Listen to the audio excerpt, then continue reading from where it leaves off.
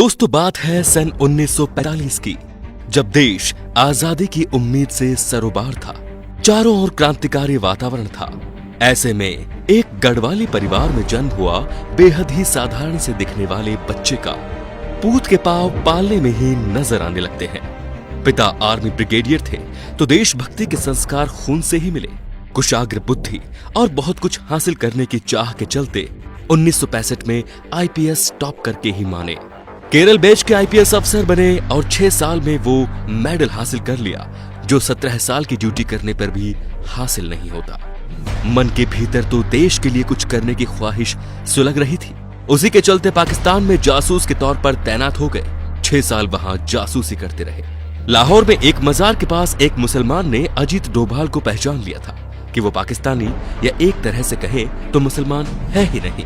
उस मुसलमान ने पूछा कि क्या तुम हिंदू हो? तो डोभाल चौंक गए और उन्होंने जवाब दिया नहीं। फिर वो उन्हें अपने साथ लेकर गया और एक छोटे से कमरे में दोनों गए।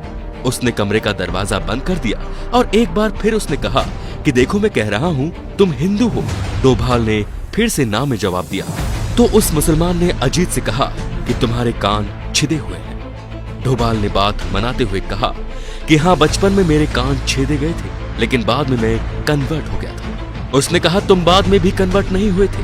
खैर, तुम इसकी प्लास्टिक सर्जरी करवा लो, नहीं तो यहाँ के लोगों को शक हो जाएगा। 1987 में खालिस्तान में आतंकवाद के वक्त पाकिस्तानी एजेंट बनकर दरबार साहिब के अंदर दाखिल हो गए। 3 दिन तक लगातार आतंकवादी के साथ मिलकर रहे और उनकी सारी जानकारी ली और ऑपरेशन ब्लैक थंडर को अंजाम दिया। 1988 में कीर्ति चक्र मिला। यह अवार्ड लेने वाले वो देश के एकमात्र नॉन आर्मी व्यक्ति थे। असम जाकर उन्होंने उल्फा आतंकवाद को कुचला। मोदी की तो उन पर शुरुआत से ही नजर थी। जैसे ही उन्होंने देश की बागडोर संभाली, उन्हें राष्ट्रीय सुरक्षा सलाहकार बनाकर बहुत बड़ी जिम्मेदारी सौंपी। बलूचिस्तान में फिर से रॉ को एक्टिव किया और इस मुद्दे को अंतर्राष्ट्रीय मुद्दा करने के पीछे इस आधुनिक चाणक्य का ही दिमाग था।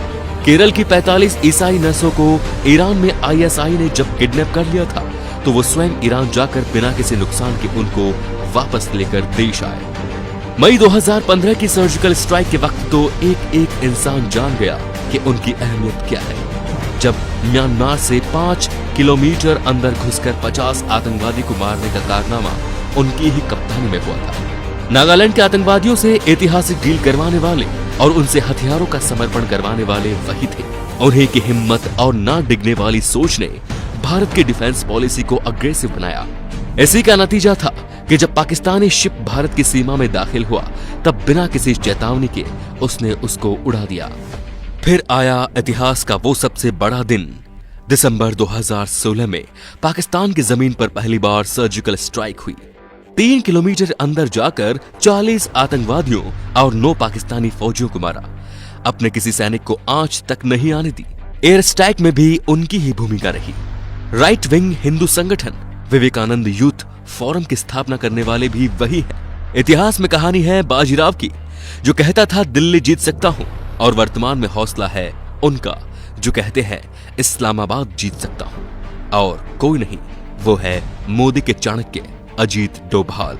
तो दोस्तों, कश्मीर में 370 हटाने पर पैदा हुए हालातों का जायजा लेने भी अजीत डोभाल स्वयं गए थे और उन्होंने अपने हिसाब से ही स्थिति को सामान्य किया और वहां के लोकल लोगों के साथ मिलकर उनके साथ हंसी ठिठोली करके उनके साथ वक्त बिताया। ये एक ऐसे शख्स हैं जिनकी देश को काफी जरूरत है। अगर आप हमारे इस बात से सहमत हैं तो इस वीडियो को आगे से आगे शेयर करते जाइए दोस्तों। कमेंट में इनको लेके अपने विचार जरूर बताइए। धन्यवाद।